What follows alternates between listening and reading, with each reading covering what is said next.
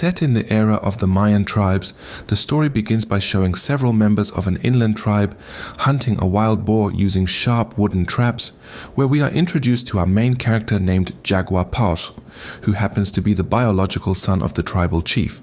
Jaguar is playfully pranking his cousin named Blunted, telling him to eat the boar's testicles with the excuse that it's a remedy to help him have children quickly, even though that's not true at all, and just Jaguar Paw's trickery. Just then, several strangers appear, who are an inland tribe from another region intending to find a new place after their own land was seized.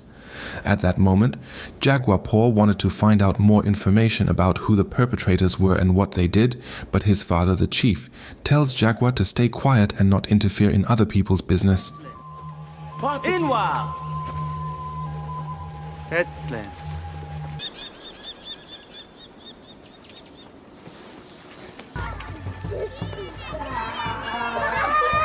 Whatever the case, Jaguar himself already has a wife and a child, and his wife happens to be heavily pregnant. They live happily in the deep jungle, which has indeed been occupied for a long time by their ancestors. Since childhood, Jaguar has been a hunter. So compared to other tribes, clearly Jaguar and his fellow tribesmen are the ones who know this wilderness best, because they live day to day by hunting and utilizing the natural resources that exist in this forest.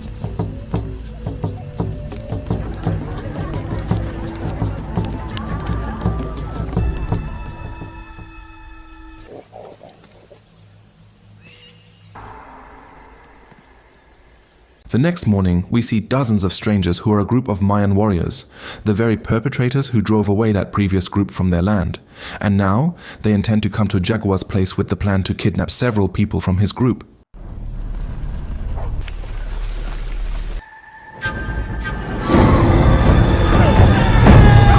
The Mayan forces sadistically kill anyone who resists and take away those they manage to subdue. Jaguar quickly hides the whereabouts of his wife and child by putting them into a hole, or a sort of dry well behind the house, and allows himself and the other villagers to be captured by these cruel Mayan forces. And let me introduce you to the leader of the troops, let's just call him the general, and one of his subordinates who is the most savage and cruel, named Middle Eye. Jaguar manages to fight and nearly kills Middle Eye, if only the general hadn't separated them.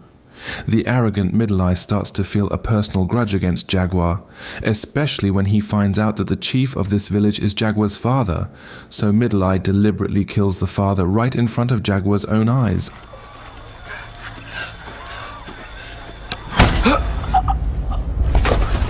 Blunted's wife also dies in this incident. Those who survive are taken to the Mayan city while the small children are left behind without adults. Meanwhile, what Jaguar is worried about now is the lives of his wife and child inside the well, hoping they can survive and manage to get out of there.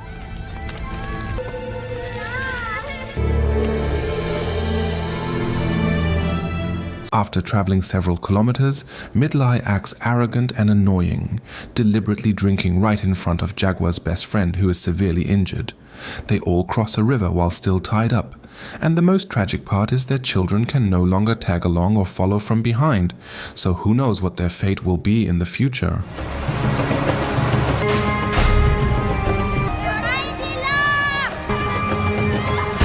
Furthermore, we are again shown how stubborn and annoying this fool Middle Eye is when he deliberately lets Jaguar and his friends nearly fall from a cliff.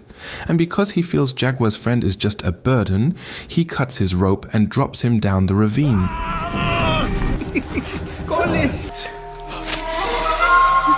That decision receives a bit of opposition from the general, because this bubbling fool often takes decisions on his own without permission, so the general pulls out his favorite dagger to intimidate Middle Eye if he dares to defy orders again. Because Middle Eye has nothing to bargain with and is too afraid to fight his leader, he finally shrinks back and returns to his line. Long story short, the night gets dark. While everyone is resting, we are shown a human side of the general who gives his favorite dagger to his son, who happens to be joining this mission, showing the general is very proud of his son for showing the courage to join this extreme mission.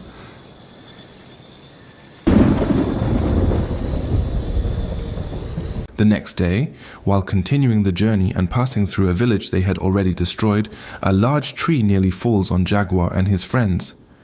There is a small, diseased girl asking for help to be carried, but one of the general's men pushes her away with a stick, which accidentally causes the child to become possessed by a supernatural entity from another dimension. She predicts or prophesies about the end of the Mayan civilization. The general and his troops should beware of someone who is born and rises from the mud, someone who runs with a jaguar beside him, because that is the person who will lead them all to their deaths.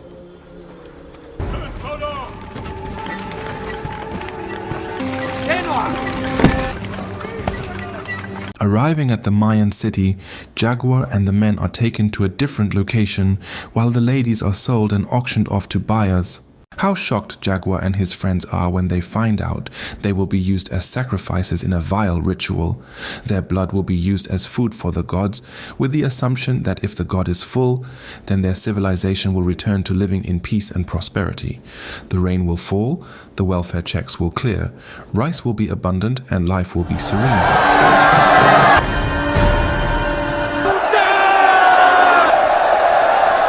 One by one, Jaguar's brothers are killed as sacrifices in this inhumane ritual, and just as it is his turn to have his throat slit, a natural phenomenon occurs which is actually very normal, a solar eclipse.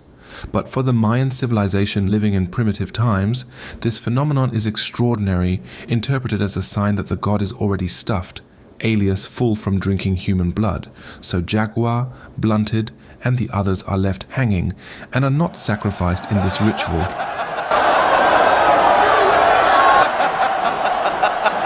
Saved from the ritual, Jaguar and his friends must face a new challenge when they are told to run toward the jungle behind the cornfield. But of course, it isn't that easy, my friend, because at the end of the field, the general's son is waiting. Also, as they run, the general and his troops will shoot arrows, throw spears, and hurl stones, making this moment the most adrenaline-pumping moment for Jaguar and his friends.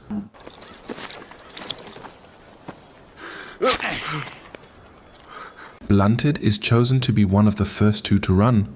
One friend finally falls after being hit by a stone, while Blunted eventually has to die with an arrow lodged right in his chest.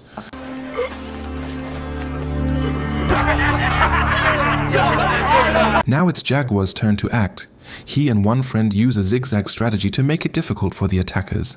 Initially it works, but eventually the friend falls too, and the same goes for Jaguar, who gets hit by an arrow in the side of his abdomen, but not enough to severely wound him.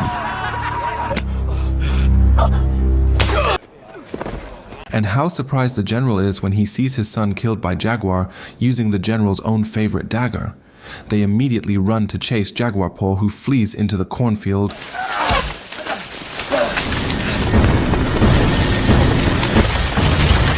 Jaguar Paw is briefly shocked to see piles of human corpses, numbering perhaps in the hundreds, left rotting behind the cornfield, which surely, if shown, would make this video get a yellow dollar. So the NWXT film editor will certainly have quite a hard time visualizing this horrific moment.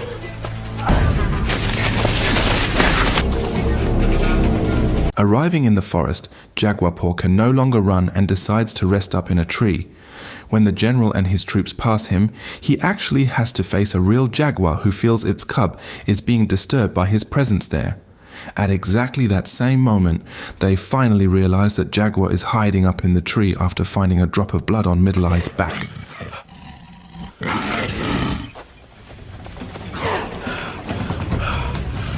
They are all shocked by the appearance of Jaguar Paw running alongside a jaguar.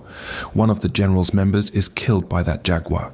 Some of the subordinates think that the little girl's prophecy regarding the appearance of a man running with a jaguar is the beginning of death and the collapse of the Mayan civilization, even though in reality Jaguar Paw isn't running with the jaguar, but they are both being chased. It's just the general's men who got unlucky. That night, Jaguar Paw continues to run to avoid the pursuit of the general, who will never stop chasing him. Occasionally he climbs a tree to rest. Meanwhile, his wife and child are seen still trapped inside the well, managing to survive by only relying on a stick to kill wild animals that accidentally fall down. The next morning, the general has to lose another member when a snake accidentally bites his neck. They don't even care, and continue chasing Jaguar, who has slowed down due to the wound in his stomach. He manages to reach the river, specifically a very high waterfall, and because there is no other shortcut, Jaguar is forced to jump down.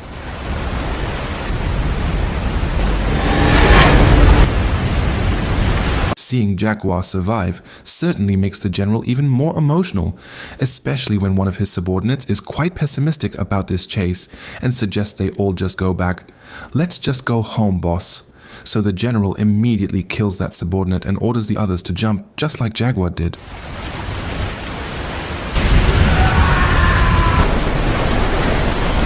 Quickly, Jaguar runs into the forest and lands right in quicksand. Luckily, he manages to reach the surface. With mud still sticking to his entire body, Jaguar pauses for a moment, realizing that this forest is the forest where he has lived since he was small. No one else knows this forest better than him, so Jaguar decides to stop running and will fight back against them all. Jaguar appears with a beehive or wasp nest, which makes them scatter in panic. While they are busy with that, Jaguar hurriedly grabs a thorny stick and stabs it into a poison dart frog, turning the thorns into blow dart weapons to paralyze them one by one. Only the general and Middle Eye remain. The two are separated from each other. Jaguar decides to face Middle Eye first. You'd think Middle Eye would be great at fighting, but in reality, Jaguar only needs to slide and smash Middle Eye's head until he dies instantly.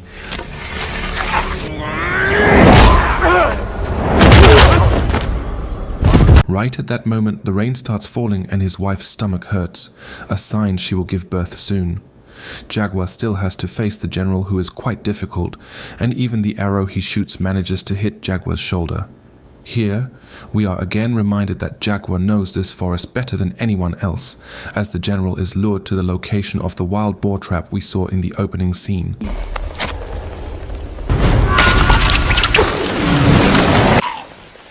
Right as his wife gives birth inside the water, we see the two remaining subordinates of the general who are actually still alive chasing Jaguar to the beach.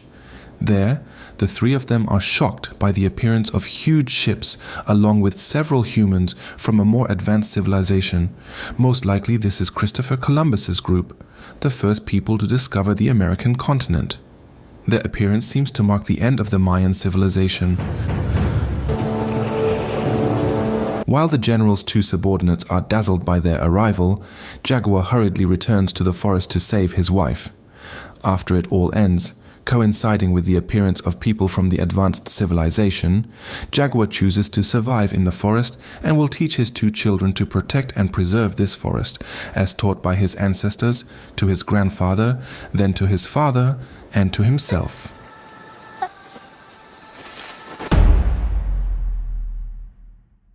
Apocalypto isn't just about survival, it is a masterclass on conquering fear. The film opens with a quote about civilizations rotting from within, but the real story is about the internal rot of the human spirit called fear. Jaguar Paw's father warns him that fear is a sickness that will crawl into the soul. For half the movie, Jaguar Paw runs because he is afraid, and he is nearly slaughtered. But the turning point isn't when he finds a weapon, it's when he kills his fear. He stops running, turns to his pursuers and yells, "This is my forest!"